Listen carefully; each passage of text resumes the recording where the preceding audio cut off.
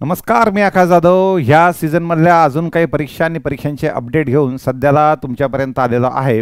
आता सध्याला मला असं वाटतं एक्झामच्या सीझनचा एंड होत आहे. जवळपास सगळ्या एक्झाम वन बाय वन होऊन गेलेल्या आहेत. तरीसुद्धा काही महत्त्वाच्या परीक्षा तुमच्या बाकी आहेत. त्याच्याबद्दलचं अपडेट मला सध्याला ह्या व्हिडिओच्या माध्यमातून तुमच्यापर्यंत पोहोचवायचं. ते पोहोचवत असताना माझे 3 महत्त्वाचे अपडेट आहेत जे तुम्हाला ऐकायचे आहेत. ते म्हणजे सगळ्यात पहिल्यांदा आपली ऑफलाईन बॅच जी आहे ती प्रारंभ ह्या नावानं स्टार्ट होती. रिझन मागे बॅचच्या डेटच्या नावानं दिल्याच्यानंतर कन्फ्युजन होऊन जायचं विद्यार्थ्यांना कधीची बॅच आहे. तर सध्याला नवीन वर्ष आहे, तर नवीन वर्षाचा प्रारंभ पहिल्यांदा ते एक झालं.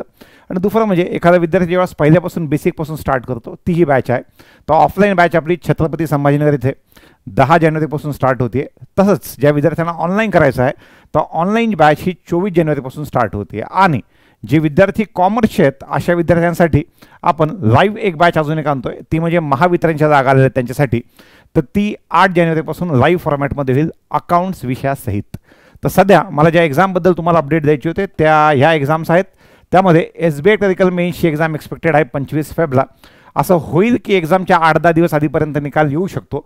त्यामुळं पॅनिक व्हायचं नाही. अचानक 15 फेब्रुवारीनंतर विद्यार्थी एकदम इम्पेशंट होतात की कसं होईल, काय होईल, जागा निघतील न निघतील, माझा परीक्षेचा निकाल लागेल न लागेल, केव्हा लागेल.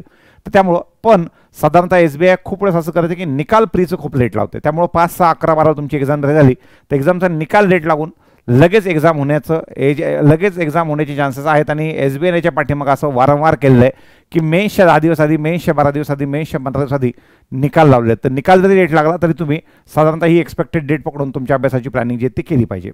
SBI CBOची एक्झाम एक्सपेक्टेड आहे बघा 21 जानेवारीला. सगळ्यात महत्त्वाचं म्हणजे SBI CBOच्या विद्यार्थ्यांना मला सांगायचं आहे की जेवढ्यांनी फॉर्म भरलेले आहेत सगळ्यांनी जा, कारण की यावेळेला फॉर्म कमी आल्याचे चान्सेस जास्त आहेत. मला असं वाटतं की जेवढे जण एक्झाम देतील त्यातले मॅक्सिमम लोक पास होतील, हा माझा अंदाज आहे.